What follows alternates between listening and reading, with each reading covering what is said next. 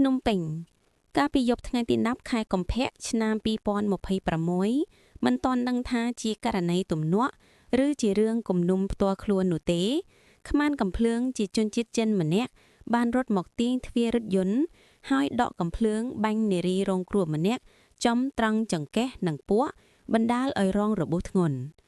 ក្រោយធ្វើសកម្មភាពខ្មានកំភ្លើងបានរត់គេចខ្លួនបាត់ស្រមោលបង្កការភ្ញាក់ផ្អើលដល់ប្រជាពលរដ្ឋហេតុការណ៍នេះបានកើតឡើងនៅចំណុចក្បែរអគារ The Peak ស្ថិតក្នុងសង្កាត់ទន្លេបាសាក់ខណ្ឌចំការមុនរាជធានីភ្នំពេញតាមប្រភពព័ត៌មានបានឲ្យដឹងថាមុនពេលកើតហេតុនារីរងគ្រោះជាជនជាតិចិន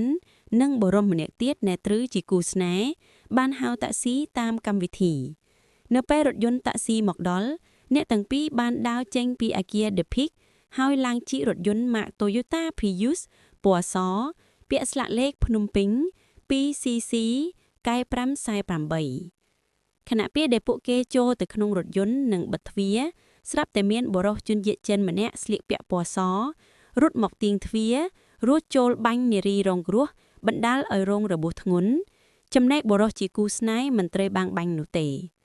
បន្ទាប់ពីបាញ់រួចខ្មានកំភ្លើងបានរត់គេចខ្លួនចេញពីកន្លែងកើតហេតុបាត់ស្រមោលនារីរងគ្រោះត្រូវបានរថយន្តតាក់ស៊ីដឹកយកទៅសង្គ្រោះបន្ទាន់នៅមន្ទីរពេទ្យរដ្ឋមួយកន្លែងក្រោយកើតហេតុសមត្ថកិច្ចមូលដ្ឋានសហការជាមួយកម្លាំងអាវុធហត្ថខណ្ឌចំការមុនបានចុះមកដល់កន្លែងកើតហេតុនិងនាំខ្លួនបុរសជាគូស្នេហ៍រួមទាំងតៃកុងតាក់ស៊ីទៅសាកសួរព័ត៌មានបន្ថែមពាក់ព័ន្ធនឹងករណីនេះចំណែកខ្មានកំភ្លៀងសមត្ថកិច្ចកំពុងធ្វើការស្រាវជ្រាវដើម្បីតាមចាប់ខ្លួនយកមកចាត់ការតាមនីតិច្បាប់